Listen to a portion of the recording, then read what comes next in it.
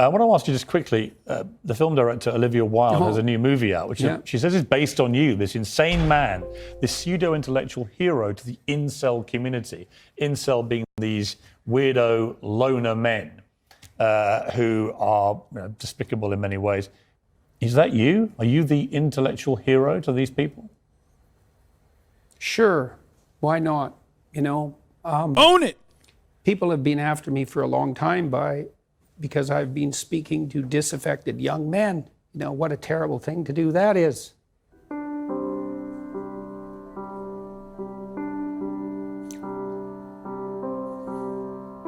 thought the marginalized were supposed to have a voice. It's making you emotional. Dog, he's eating too much liver, dog. That's what he's done, okay? Let me tell you something. That's not a normal way to talk about this sort of thing. There's something severely wrong with his brain chemistry. It's just it. That's it. Like, that's crazy. Too much meat, man. It's very difficult to understand how demoralized people are. And certainly many young men are in that category. And you get these casual insults, these incels. What does it mean? It's like, well, these men, they don't know how to make themselves attractive to women who are very picky, and good for them. Women, like, be picky. That's your gift, man. All these men who are alienated, it's like they're lonesome and they don't know what to do, and everyone piles abuse on them. When she said that, Olivia Wilde, it stung you, didn't it? I saw the reaction. By reaction. that time, you know, that as far as this is why Andrew Tate was so dangerous, dog. After a certain point, like when your brain is so fucking irreparably harmed by the benzo plus like all meat diet, even the most diehard incels are gonna look at a dude who's like crumbling and crying and shit and go, yeah, that's too much for me, dog. I think that's like a little bit too much. You're like crying. That's weird. You know what I mean? Whereas like Andrew Tate at least is like, I'm a top G. I never cry. Crying is for pussies. You know? In a weird way, he's not toxic enough. When Olivia Wilde made those comments, the first thing I did was go look at the preview for a movie, which I quite liked. I thought I would go see that movie probably, and perhaps I will. It didn't really bother me. Bro, you're crying, dude. You are crying. What the fuck? You've been so controlled today, and yet in that brief moment, you got very emotional. Why? It's really something to see. He's crying for the incels, man, the disenfranchised. Constantly. How many people are dying for lack of an encouraging word. 26 months later. And how easy it is to provide that if you're careful. You know, give credit where credit is due. And to say, damn, they're zooming on his face, dude. Nerds on the internet are the most oppressed, marginalized group, especially nerds on the internet that fucking turn around and say that like black people deserve less and they're getting too much of the podium and shit. Those are the people that are the most marginalized. Why are they marginalized? Yeah, boy, yeah. Because they can't even say their ideas openly. Their video games are being taken away from them, where the video games now feature like black characters, you know what I mean? Female characters. Back in the day, video games were not political. Now they got political characters like that. It's really fucked up. How can he have so much sympathy and empathy for like incel dudes, right? And talk about them as though they are like the most marginalized people on the planet. And there is a level of that, especially because like a lot of these dudes are neurodivergent, right? Like there's a lot of incels that have like not the best mental health, all this shit, right? There are degrees of marginalization occurring with respect to these incels and shit like that too. But having said that, how do you have that level of fucking sympathy for those, right? Which I have some level of sympathy as well, and I talk about it all the time. But then when it comes to like a trans person, you're like, no, what your doctors are doing are butchering you. Like, that's crazy. You are overall such a horrifyingly awful human being when it comes to like other forms of marginalization, that it's like impossible for me to take you seriously when you are talking about fucking incels and shit. People who are asking like about the authenticity of this, right? I do think it's authentic. I think his tears are real. I don't think Jordan Peterson is like, good enough of an actor to fake cry about shit. I think those tears are very much real. I do also believe that his brain is broken. I think that's the reason why he's like crying real tears when he thinks about like a white weirdo kid who's like in these fucking forums writing about like Pokemon's underwear or whatever is like the real victim of society. You know what I mean? Like those are the real victims. Jordan Peterson's like ideal world. Those are the only people that are victims. You know what I mean? Like Leafy is here fans and shit. And I think that the reason why he feels that way is one, because he understands like where they're coming from, and two, because his brain is broken. Do you believe you're a net force for good? Net? Yes. In all the details, probably not. You know, no one's perfect. So That's why he said net.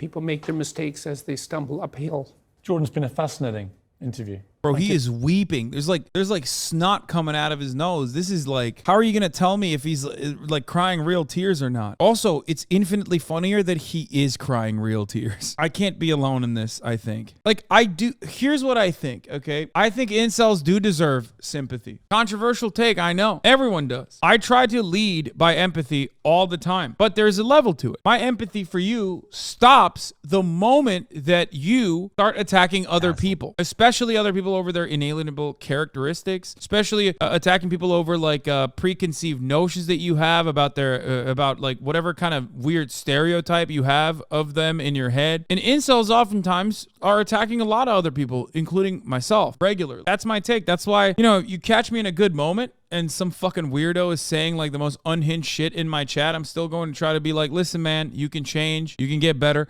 I know that's going to fall on deaf ears because that person probably thinks, because of all of their preconditioning, that person probably thinks I'm being, you know, sarcastic when I say I do care about you. You know, I do care about you. I hope you get better. Yeah, I knew when I was teaching at Harvard and at the University of Toronto that some of the things I was teaching were revolutionary. I was surprised that I got away with it, let's say, as long as I did.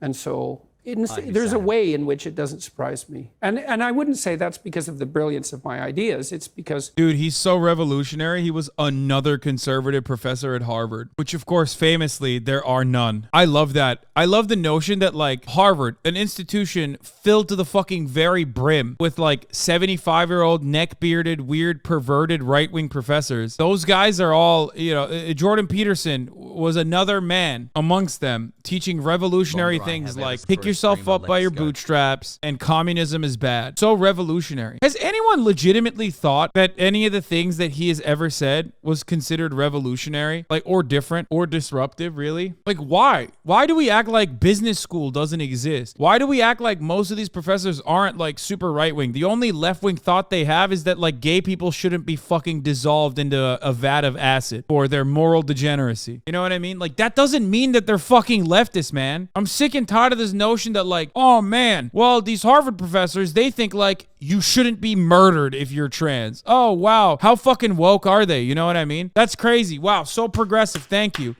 I'm good at communicating ideas, but the ideas that I've been developing, they're ancient ideas. They're the oldest ideas we have in some way. So it's not revolutionary. Got it. Okay, so it's not disruptive, nor is it revolutionary, nor is it any different than any number of different fucking ideas that you hear any place. No sense. So You're they have a power. Right, absolutely. You launched the Peterson Academy. Tell me about that quickly.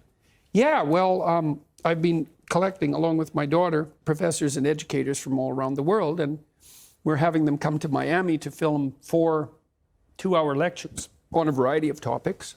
That's awesome. He's just like hitting the fucking full tilt. Every scam you can make. Yeah, Hustlers University. I love that. He's hitting every scam you can hit. Which, respect, you know? All right, let's look at the comments. The fact that he broke when he's speaking, those are downtrodden, shows exactly who he is at heart. A true gift to this world. I'm crying right alongside him. Those young men are so alone, so lacking connection and meaningful support. How do we fix incels? I mean, you can't. Incels have to be led to the water. They need to fix themselves. You just can't. It requires a tremendous amount of self-reflection. It requires a lot of like bettering yourself, focusing on healthy habits, developing healthy habits, becoming a better human being, building fucking confidence. It's a complicated process. But if I was able to go through it, you can too. Now let's look at this Maclean's article on Jordan Peterson's thoughts on enforced monogamy, which parallels a lot of what Jordan just said to Piers Morgan. So speaking of Alec Manassian, who killed 10 people in Toronto with a van, Jordan says he was angry at God because women were rejecting him. The cure for that is enforced monogamy. That's actually why monogamy emerges. And remember what Jordan Peterson said to Piers Morgan about women being picky, which is why all these men, these incels, are upset. Peterson offers support for a core incel belief. He endorses the idea that some men are being denied sex because other men are taking all the sex from women who are allowed to choose to give them that sex,